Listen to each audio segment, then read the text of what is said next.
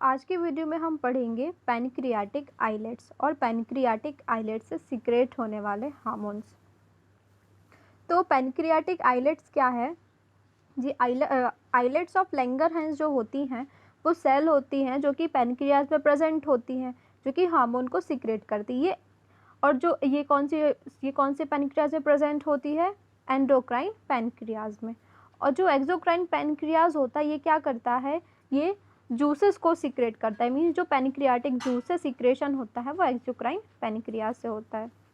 अब जो pancreatic islets है मीन्स आइलेट ऑफ लैंगरहैंस है, इनमें 3 टाइप की सेल्स प्रेजेंट होती हैं, अल्फा सेल, बीटा सेल और डेल्टा सेल। सबसे पहले जो अल्फा सेल है ये क्या सीक्रेट करती है? Glucagon.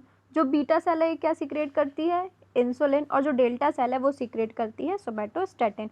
Means islet of Langerhans में 3 टाइप की सेल्स पाई जाती हैं, अल्फा, बीटा और डेल्टा। जो अल्फा है वो ग्लूकेगॉन को सीक्रेट करती है, बीटा इंसुलिन को और डेल्टा सोमेटोस्टेटिन को। इसके बाद हम सबसे पहले ये जान लेते हैं कि अब इन सब का काम क्या होता है। जो अल्फा सेल है, बीटा सेल और डेल्टा सेल है, इन सब का काम होता है हमारे ब्लड में ग्लूकोज लेवल को मेंटेन रखना। अब ग्लूकोज लेवल को मेंटेन कैसे रखती है? जो अल्फा सेल है ग्लूकेगॉन, इसका काम क्या होता है? ग्लूकोज के लेवल को बढ़ा के रखना ब्लड में।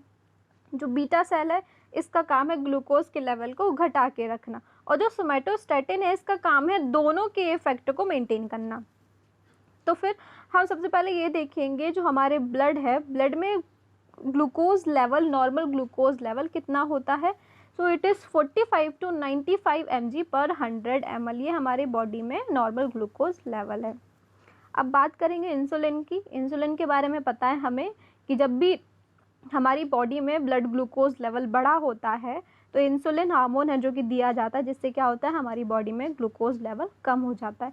ये जो ग्लूकोज लेवल कम होता है ये कम कैसे होता है?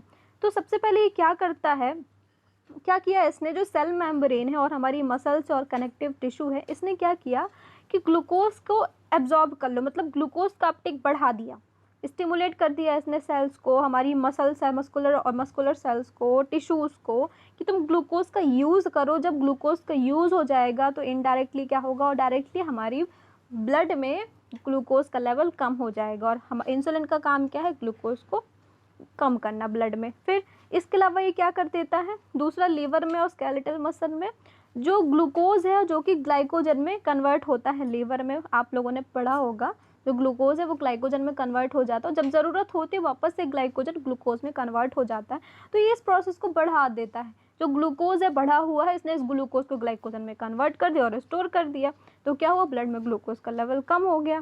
फिर accelerating uptake of amino acid by cells and the synthesis of protein.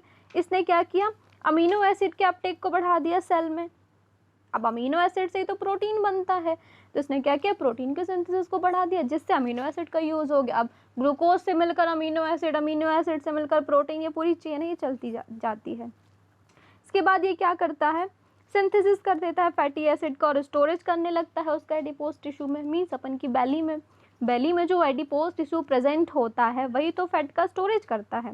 Decrease ग्लूकोजिनोलाइसिस, जिससे क्या होता है? ग्लूकोजिनोलाइसिस भी डिक्रीज हो जाता है।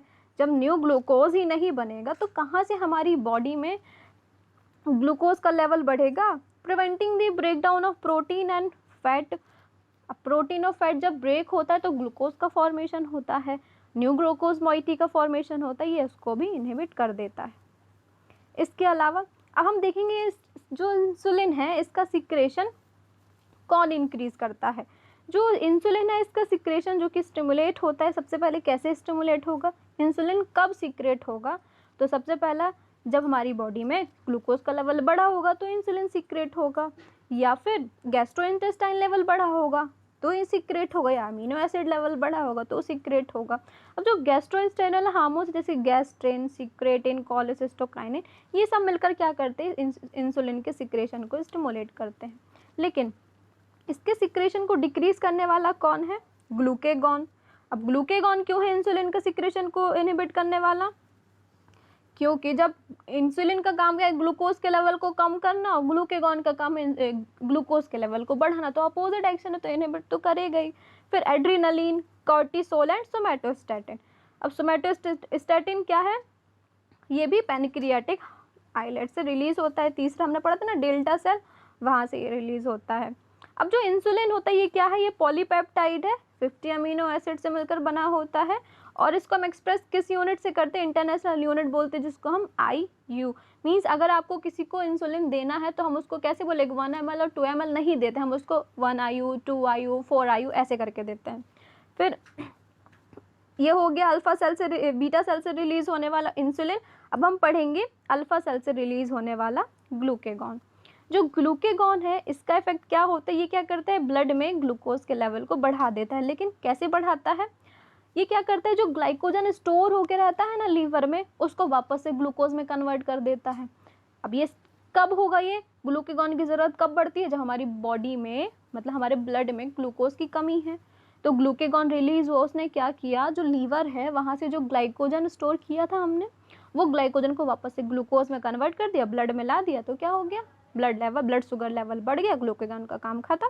और क्या करता है, ग्लूकोनियोजेनेसिस कराता है, मतलब न्यू ग्लूकोज का फॉर्मेशन करेगा। जब न्यू ग्लूकोज का फॉर्मेशन करेगा तो हमारे ब्लड में ग्लूकोज का लेवल बढ़ जाएगा। अब इसका सिक्रेशन कैसे स्टिमुलेट होता है, जब ब्लड में ग्लूकोज का लेवल कम होता है। और ये कम, और एक्सरसाइज, हम एक्सरसाइज करते हैं तो क्या होता है, ग्लूकोज, हमारा जो मसल्स हैं वो ग्लूकोज को क्या कर लेती हैं, एनर्जी के फॉर्म में यूज़ कर लेती हैं। जब एनर्जी के फॉर्म में ग्लूकोज यूज़ हो जाता है तो फिर क्या होता है, हमारी बॉडी में ग्लूकोज की कमी हो जाती है, जो कि ग्लूकेगॉन स्टिमुलेट करके पूरा कर देता है। और जो सोमैटोस्टैटिन है और इंसुलिन है, ये इसके अपोजिट काम करते हैं। मीन्स ग्लूकेगॉन, इंसुलिन को कौन इनहिबिट कर रहा था, ग्लूकेगॉन, और ग्लूकेगॉन को इनहिबिट करेगा इंसुलिन। लेकिन इसमें भी सोमैटोस्टैटिन है, ऊपर वाले में भी, इंसुलिन में भी सोमैटोस्टैटिन आ रहा था डिक्रीज करने के लिए। वो इसलिए आगे हम देखेंगे जो सोमैटोस्टैटिन है ये दोनों के ही इफेक्ट को क्या करता है, इनहिबिट करता है। ये जो हार्मोन है जो कि हाइपोथैलेमस से प्रोड्यूस होता है, ये क्या करता है, दोनों के ही एक्शन को इनहिबिट करता है। अब हमें ये तीनों हार्मोन क्लियर हो गए अब पैनक्रियाटिक आइलेट से। अब इसके बाद हम अपनी नेक्स्ट वीडियो में पढ़ेंगे पीनियल ग्लैंड और बॉडी।